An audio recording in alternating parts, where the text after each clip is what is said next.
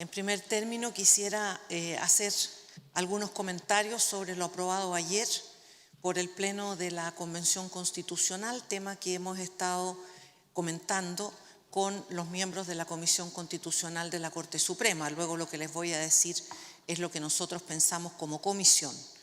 En primer lugar, nos parece, respecto del Consejo de la Justicia, que si bien y ya en numerosas oportunidades hemos dicho que la creación de este órgano corresponde con lo que ha mencionado antes el Poder Judicial en el sentido de separar actividad jurisdiccional de gobierno judicial, y en ese sentido esa situación es positiva.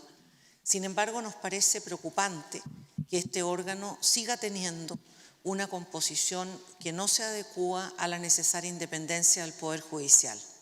Creemos, y lo hemos dicho también en varias oportunidades, que es un órgano que debiera tener una mayoría de jueces, que debiera buscarse que no sea politizado bajo ninguna circunstancia e idealmente presidido por el presidente de la Corte Suprema para poder vincular ambos organismos.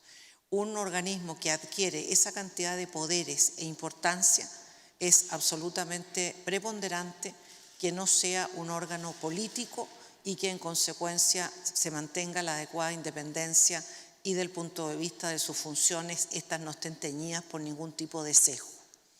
En la misma materia, respecto de la atribución de revisión integral, si bien creemos positivo que se haya agregado la referencia a que no exista un control de fallos judiciales, creemos que esa revisión integral carece de objeto, puesto que las restantes facultades del Consejo de la Justicia son de más suficientes para la administración de todas aquellas materias que corresponden al Poder Judicial.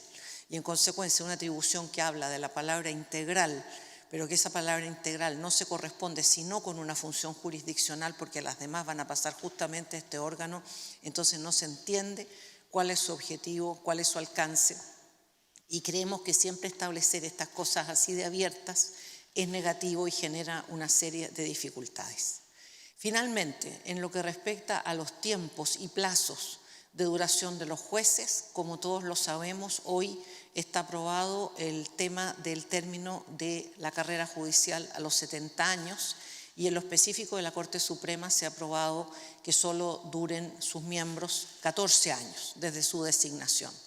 Esa situación como está hoy genera la salida inmediata, una vez que se apruebe la Constitución, si es del caso en el plebiscito de salida, de más de 60 jueces. Algunos jueces de la instancia, varios ministros de las Cortes de Apelaciones y también ministros de la Corte Suprema. Desde el inicio de este proceso dijimos que cambios de esta especie requieren una necesaria gradualidad. Y hoy todavía no vemos si es efectivo que va a haber esa gradualidad, si va a haber disposiciones transitorias que solucionen este problema, pero pensamos que es una situación muy compleja para la Administración de Justicia, un cese importante de número de jueces y además, como lo hemos dicho también, estableciendo rangos, ¿no es cierto?, de edades y tiempos que no parecen ir de acuerdo a lo que el país ha ido desde el punto de vista de privilegiar el trabajo y la colaboración de personas que tengan una mayor edad. Parece ir en contragradientes de ese punto de vista. En consecuencia, esos temas son temas que aún nos preocupan. Nosotros seguimos a disposición de la Convención para tratar cualquiera de estos temas y, por supuesto, seguimos con espíritu colaborativo haciendo presente nuestras aprehensiones.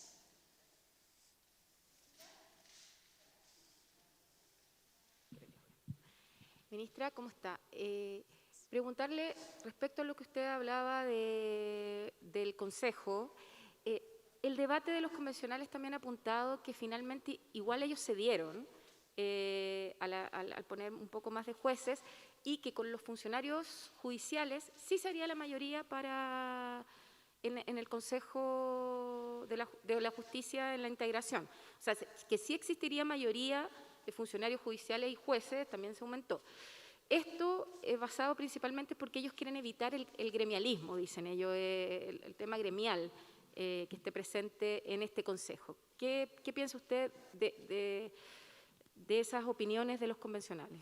Nosotros no tenemos ningún inconveniente de que haya presencia también de funcionarios o profesionales del Poder Judicial. Todo lo que sea darle al Consejo de la Justicia un contenido más diverso nos parece correcto.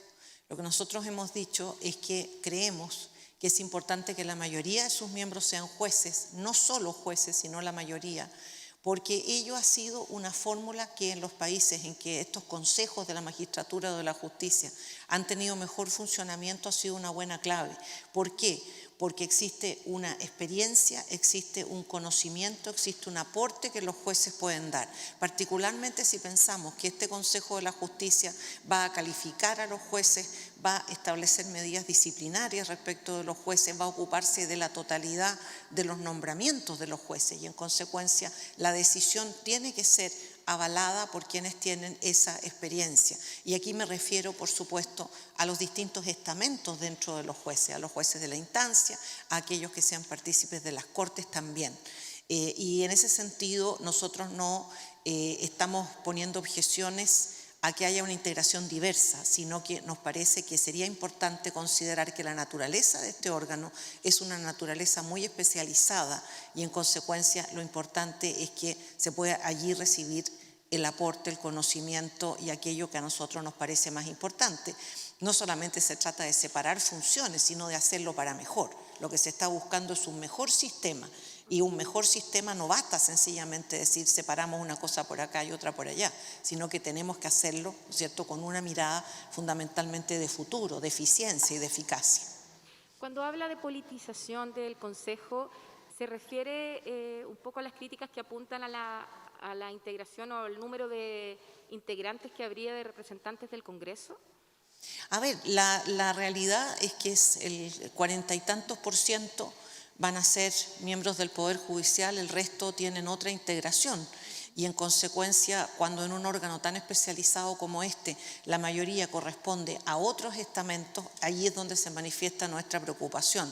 Nosotros no ponemos objeción sobre cómo se designen otros miembros, sino sobre que creemos que un órgano de esta especialidad debiera tener una mayoría judicial.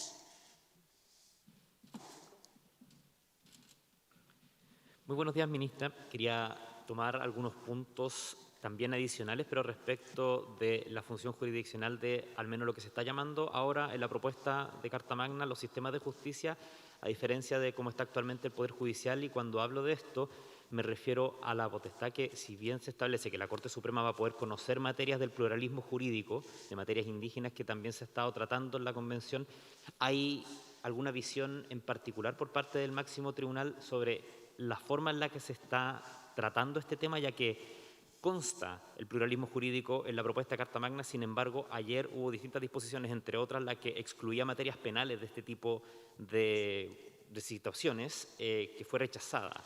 Por lo tanto, ¿cómo lo ven? Si es que va a quedar a la ley o es una preocupación, ¿cómo toman ese aspecto? Bueno, hay que destacar que en la época contemporánea todos los sistemas, ¿cierto?, que impliquen un Estado de Derecho tienen que procurar combinar dos cosas que no son fáciles de combinar, pero que es necesario hacerlo.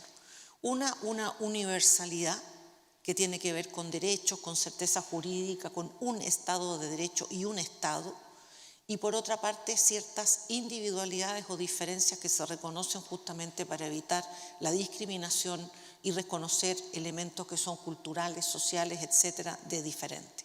Al establecer sistemas jurídicos paralelos, lo que se está haciendo justamente es cumplir con ese segundo objetivo, reconocer la diversidad, las culturas, las costumbres. Pero no se debe perder el primer objetivo. Y el primer objetivo implica sin duda, ¿no es cierto?, que haya una conversación importante entre los sistemas y que esa creación de sistemas paralelos no signifique bajo ningún concepto ni discriminaciones ni transformar las discriminaciones en privilegio, es decir, mover la balanza de un lado hacia el otro. De ese punto de vista, nosotros creemos que, dado que es poco lo que aparece en el proyecto constitucional en este momento sobre este tema, la clave va a estar durante su tramitación legislativa, porque hay varios temas que es importante revisar. Exactamente, ¿quiénes van a ser los destinatarios de estas decisiones? ¿Qué es lo que pasa si son personas que tienen etnias distintas o personas, como lo he dicho antes, que no pertenecen a ninguna? Respecto de lo que usted preguntaba, el tema de la justicia penal, ¿significa que hay delitos distintos? ¿Significa que hay penalidades distintas? ¿Significa que la víctima de una situación, ¿no es cierto?, delictual puede esperar una cosa diferente respecto a quién fue el victimario o al revés, ¿no es cierto?, puede cambiar la satisfacción de la persona afectada por un delito dependiendo de a qué grupo étnico pertenezca. Bueno, estas son grandes preguntas, ¿no es cierto?, como digo, que demandan que Chile actual combine esos dos elementos y que no tengamos lo que ha pasado en tantas oportunidades de que por solucionar el problema A terminamos generando un problema B. Pero yo pienso que esto va a estar fundamentalmente establecido y va a tener que ser materia de resolución y por supuesto de preocupación nuestra como ente administrador de justicia cuando se discuta esto legalmente, puesto que en la Constitución es poco más lo que se va a establecer o a completar. Pero es un tema para dejarlo en pendiente, porque va a ser eventualmente una situación compleja si es que no lo resolvemos cuando esto se vea legislativamente. Y ese aspecto pendiente, por decirlo de alguna manera, este espacio, esta distancia que hay entre lo que tenemos hoy día y lo que debiera establecerse, ¿se ve mucha posibilidad de riesgo en esta distancia? No siempre hay un riesgo cuando las cosas se dejan establecidas de modo tan abierto como se están estableciendo aquí, ¿no? Cuando uno pone solamente lineamientos, esos lineamientos se pueden dotar de contenidos muy diversos, mejores o peores. Por eso es que una constitución es una carta, ¿no es cierto?, de navegación, pero no están todas las rutas ni todos los mapas en esa constitución, sino que tienen que estar directamente en la ley. Y la ley es una buena oportunidad para solucionar cosas difusas y problemas, pero hay que tener presente que existen, porque cualquiera sea el resultado del proceso constitucional, eso van a ser los marcos y evidentemente lo que nosotros tenemos que preocupar después de que eso efectivamente opere y sea una realidad. De lo contrario, vamos a tener situaciones crecientes y lo que es muy importante, todo esto va generando expectativas. Y las expectativas pueden significar, ¿no es cierto?, mucha frustración cuando no se cumplen o generar grandes incertidumbres, ¿no es cierto? Todos queremos mayor seguridad, mejor justicia, que tengamos un sistema más cierto, que tengamos más acceso al derecho y en consecuencia todo lo que vaya en sentido contrario es un problema que nosotros tenemos que hacernos cargo. Ministra, en definitiva, ¿usted cree que esto no era materia de constitución, sino materia de ley? Porque los pueblos originarios los que han sostenido es que ellos creen que hay varios sistemas de justicia indígena como pueblos originarios hay. Así es. Entonces, esos mismos problemas que usted advierte se pueden solucionar mejor de manera legislativa, creen ellos, que de manera constitucional. ¿Usted está de acuerdo entonces que es materia de ley y no constitución? Yo creo que si precisamente los favorecidos y los interesados hacen presente esas situaciones, mayor razón para considerarlas, pero nosotros por supuesto no somos quienes para determinar qué se dice o no en la Constitución, pero por supuesto que hay que atender justamente a quienes se quiere beneficiar. ¿Alguna consulta más, colegas? ¿No? Lo último, los 14 años, si ustedes esperan que a través de la transitoria se pueda corregir el tema de desde cuándo entra a regir, existe la posibilidad entre varios convencionales que ya lo han comentado que entre a regir, digamos, para los nuevos ministros, no para los que actualmente ejercen el cargo. Bueno, hay propuestas en ese sentido. Nosotros creemos que los cambios, ¿no es cierto?, los cambios hay que hacerlos a medida del tiempo y los cambios no pueden significar dejar desprovisto a órganos constitucionales de sus miembros. Reemplazar jueces, todos lo sabemos, no es un tema sencillo, ¿no? Los procesos de nombramiento de jueces a veces se toman meses, ¿no? Y en consecuencia, si eso lo pensamos aplicado a 60 jueces, por ejemplo, ¿no es cierto?, es un proceso muy largo y va a afectar a la administración de justicia. Además, por supuesto, ¿no es cierto?, de las situaciones de incerteza, ¿no es cierto?, que existen a este respecto, qué es lo que pasa, qué es lo que va a suceder. Por eso es que una buena ocasión de resolver esa problemática es justamente a través de normas transitorias que hagan un periodo de vacancia, o sea, un periodo en que esto no rija o que directamente establezcan que no se les aplique a aquellos que están en servicio. Y con esto nos referimos a todos aquellos a quienes se les cambien sus condiciones. No me refiero solo a A o a B, sino a todos aquellos a quienes se les cambien sus plazos, sus tiempos, etcétera. Sería bueno que haya una norma transitoria que pueda resolver ese tema. Eso aún no se discute, por lo cual es la visión nuestra, pero pensando en que finalmente eso así se plantee. Debiera quedar de la misma manera que los 70 años? Perdón, que debiera quedar de la misma manera que los 70 años que se posterga, digamos? Todo aquello que signifique un cambio radical y que significaría la salida de personas inmediatamente debiera tener una transitoriedad, ¿no es cierto?, que haga que ese proceso se pueda realizar y que no descabecemos, ¿no es cierto?, organismos. Cuando de una corte, por ejemplo, piensen las integraciones de las distintas cortes de apelaciones. Si una corte de apelaciones es de una zona donde hay menos ministros, ¿no es cierto? Si salen 2, por ejemplo, eso significa que la corte queda sin poder funcionar. Y además se están eliminando los abogados integrantes, entonces habría que establecer suplencia y eso significa ir estableciendo vacíos hacia abajo. Entonces no es tan sencillo como decir, bueno, que duren tanto tiempo, que se vayan. Aquí hay un sistema en curso, estamos en un estado, en un país en curso y en consecuencia los cambios tienen que ser también graduales que permitan que las actividades se mantengan.